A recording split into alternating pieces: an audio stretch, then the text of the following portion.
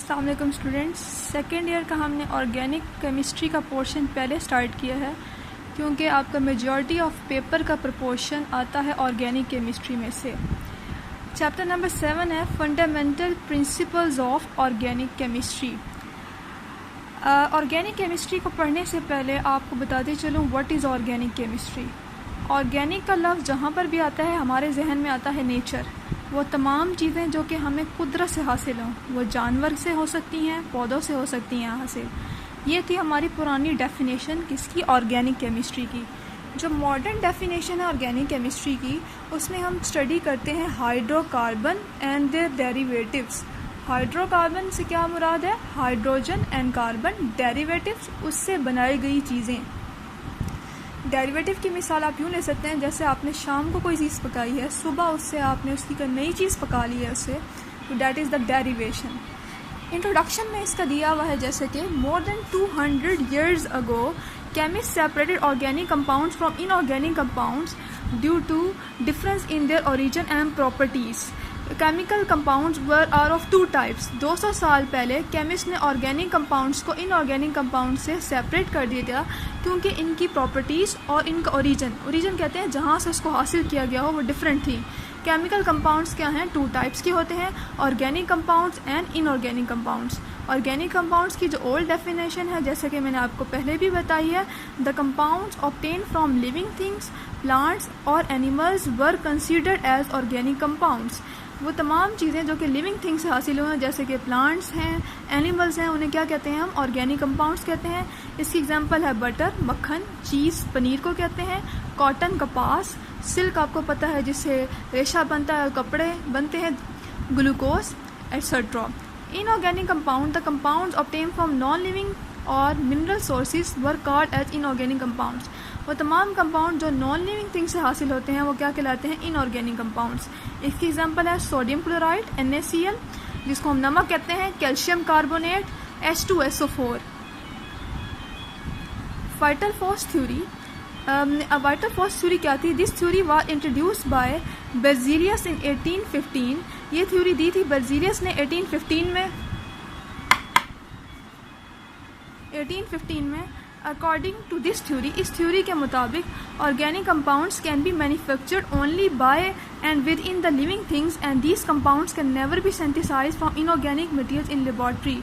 ये vital force theory पेश की थी, जिस साइंटिस्ट का नाम है वो है बेrzelius 1815 में।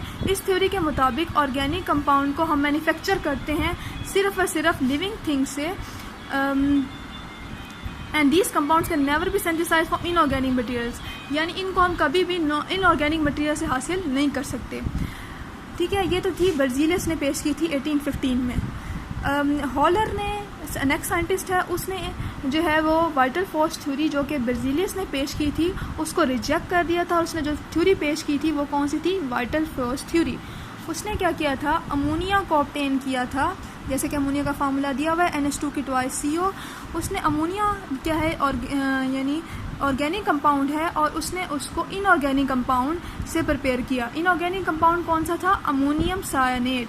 अमोनियम सायनेट से उसने क्या प्रिपेयर किया, यूरिया। हालांकि हमें वाइटल फोर्स थ्योरी के मुताबिक बेrzelius ने क्या कहा था कि हम जो है वो ऑर्गेनिक कंपाउंड को सिर्फ और सिर्फ लिविंग थिंग्स की बॉडी के अंदर प्रिपेयर कर सकते हैं, नॉन लिविंग थिंग्स से इसको प्रिपेयर नहीं किया जा सकता। लेकिन बेrzelius की थ्योरी को किसने रिजेक्ट किया, हॉलर ने। उसने अमोनियम सायनेट कहाँ से हासिल किया, यूरिन ऑफ मैमल से। उससे क्या प्रिपेयर किया, आपका यूरिया।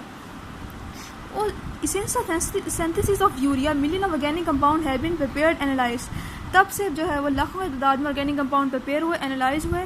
इस तरह से जो है वो हमारी ऑर्गेनिक केमिस्ट्री की प्रिपरेशन के बाद ऑर्गेनिक कंपाउंड्स की आपकी केमिस्ट्री के मैदान में एक रेवोल्यूशन आ गया। अब ऑर्गेनिक कंपाउंड्स की जो मॉडर्न डेफिनेशन है वो ये है, वो तमाम कंपाउंड जिसमें कार्बन होता है एसेंशियल एलिमेंट के तौर पर, किसके साथ हाइड्रोजन हो, ऑक्सीजन हो, nitrogen, sulphur, phosphorus and halogens, क्या कहलाते हैं, ऑर्गेनिक कंपाउंड कहलाते हैं, जैसा कि ग्लूकोज, मीथेन और बेंजीन। हिस्टोरिकल और कन्वेंशनल रीजंस की वजह से कुछ कार्बन कंपाउंड थे जैसे कि carbon monoxide, carbon dioxide, carbonates and bicarbonates को हमने जो है वो इनऑर्गेनिक कंसीडर किया। इसी तरह डायमंड और ग्रेफाइट जो कि एलोट्रॉप्स हैं कार्बन के, चूँकि कार्बन तो ये भी हैं, लेकिन इसको हमने क्या किया, इनऑर्गेनिक में कंपाउंड के तौर पर ही कंसीडर किया। इसी तरह से केमिकल फोर्सेस जो कि ऑर्गेनिक कंपाउंड में होती हैं वो तकरीबन जो है वो सेम होती हैं जिस तरह के इनऑर्गेनिक कंपाउंड्स में होती हैं। जो अब आपकी ऑर्गेनिक केमिस्ट्री की मॉडर्न डेफिनेशन है उसके मुताबिक organic chemistry the branch of chemistry which deal with the study of compounds of carbon and hydrogen, hydrocarbon and their derivatives. अब जो आपको मैं पढ़ाने जा रही हूँ वो है फीचर्स ऑफ ऑर्गेनिक कंपाउंड, उनकी खुसूसियात क्या क्या हैं। तो सबसे अहम खुसूसियत है पेक्यूलियर नेचर ऑफ कार्बन में कैटिनेशन।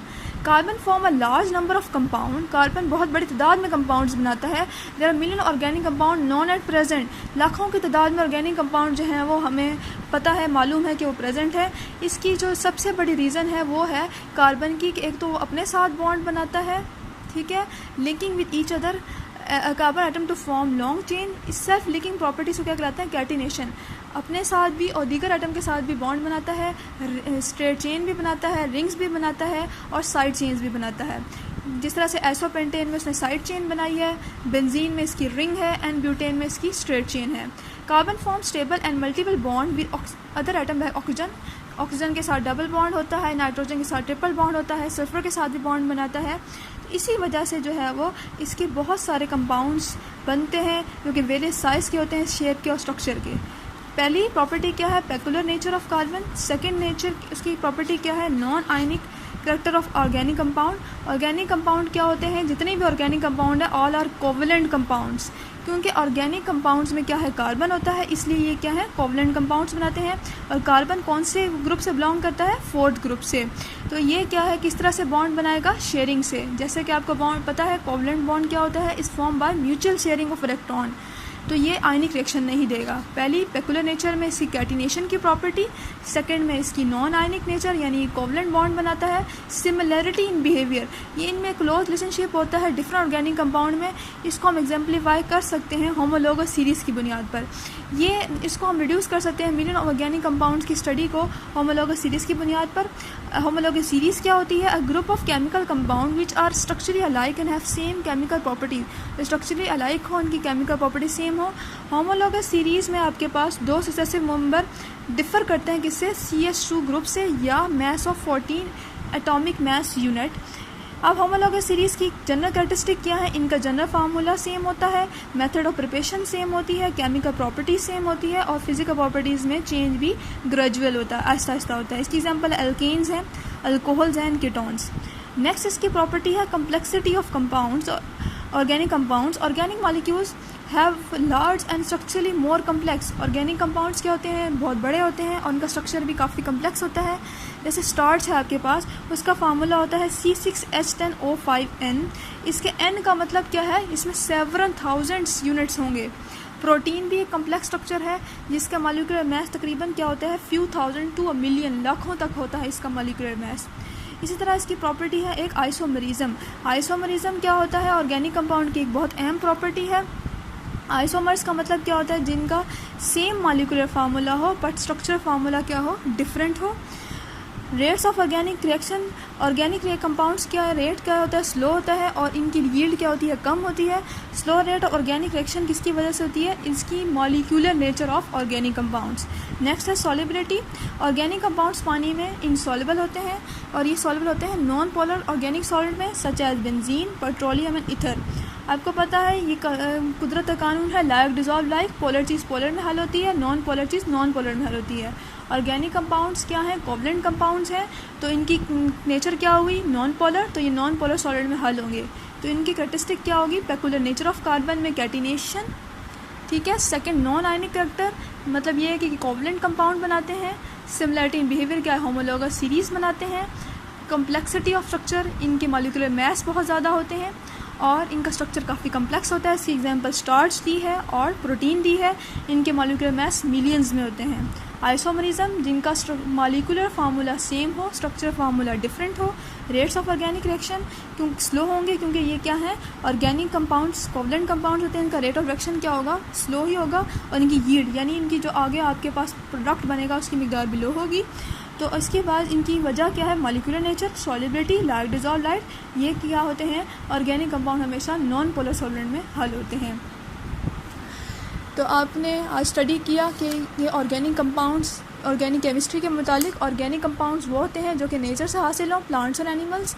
सेकंड बात, ऑर्गेनिक केमिस्ट्री क्या है, basically hydrocarbon and the derivatives. Vital force theory पेश की थी बेर्ज़ेलियस ने पेश की थी। बेर्ज़ेलियस ने कहा था कि हम ऑर्गेनिक कंपाउंड को लेबॉर्ट्री में प्रिपेयर नहीं कर सकते।